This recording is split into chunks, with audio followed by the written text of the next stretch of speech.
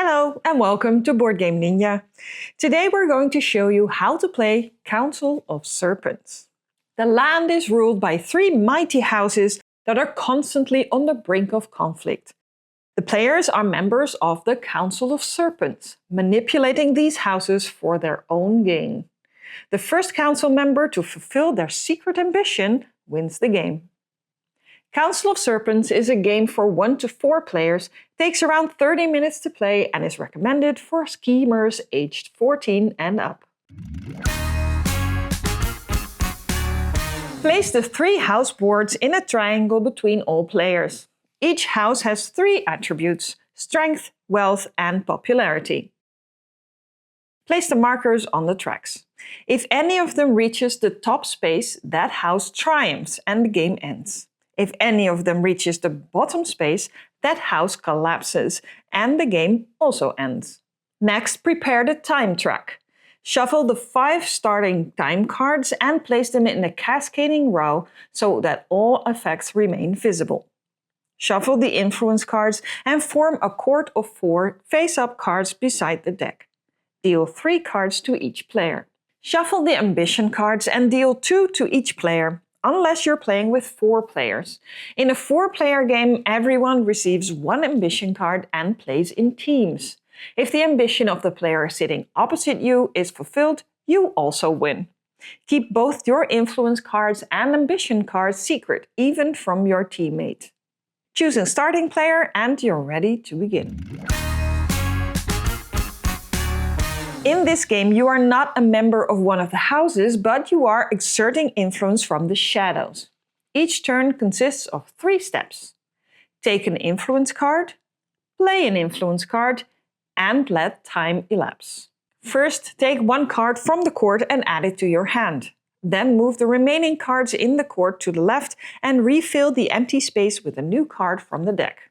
Next, play 1 card from your hand. There are 5 types of influence cards. Intrigue cards are played face down at a house. When that house becomes involved in a war, all intrigue cards attached to the conflicts are revealed and resolved. Some effects alter the balance of power before the battle, while others affect the outcome of the war itself. Conflict cards are played between 2 houses. If this is the first conflict card between 2 houses, resolve the effect shown above the line. In this example, 1 house gains wealth while the other loses 1. If a second conflict card is later played between the same 2 houses, war breaks out. The war will be fought over either wealth or popularity, depending on the conflict card that triggered it.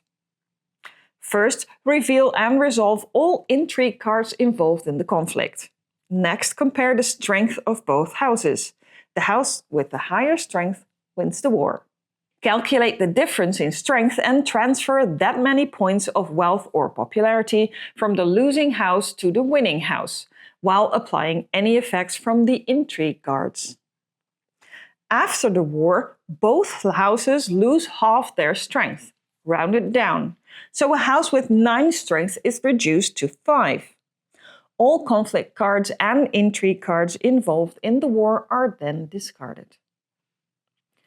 Agreement cards help de-escalate conflicts. A peace agreement can either remove a conflict card between 2 houses or reveal and discard all intrigue cards attached to that conflict. Guild cards represent the temporary allegiance of one of the guilds to a house. When played, they immediately provide a benefit, usually at the cost of another attribute. Guild loyalties are fickle, however. If the same guild is later played at a different house, the previous guild card is removed. Any benefits it provided are lost, though the costs already paid are not refunded. Planning cards manipulate the time track. A change of plans card allows you to remove a card from the time track and add any card from the court to the bottom of that track. After playing a card, time elapses. Take the top card of the time track and resolve its effect. In this example, House Jane loses 1 wealth and gains 2 strength.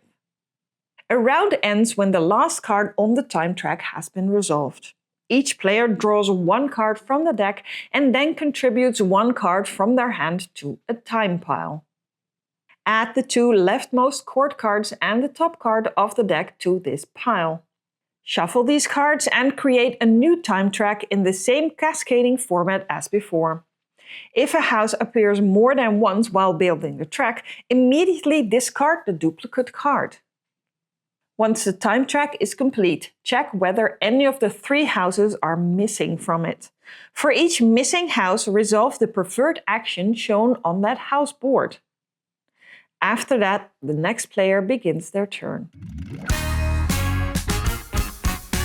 The game ends whenever an attribute rises above 12 or falls below 1. You check whenever a card has fully resolved. One exception applies when preparing for war. All intrigue cards are resolved before checking whether the game has ended. It is therefore possible for a house to fall to 0 through an assassination, only to be resurrected by a traitor effect that raises it back to 1. All players reveal their ambition cards. Normally, a single player wins, but if multiple ambitions are fulfilled simultaneously, those players share the victory. Council of Serpents could just as easily be called Council of Secrets. Every council member has their own hidden agenda, and every card played can influence the game on multiple levels. Maintaining balance in the houses you don't have a stake in can be really challenging, because you never know whether your opponents are deliberately pushing a house towards triumph or collapse, or whether it's simply collateral damage from another scheme. And when war breaks out, the balance of power can shift dramatically in a single turn. We hope you will enjoy Council of Serpents. Channel your inner Judas, Mordred, Loki, Littlefinger, and Brutus for an evening of delightful backstabbing. If you enjoyed this video, please consider subscribing to the channel for more board game content. Bye!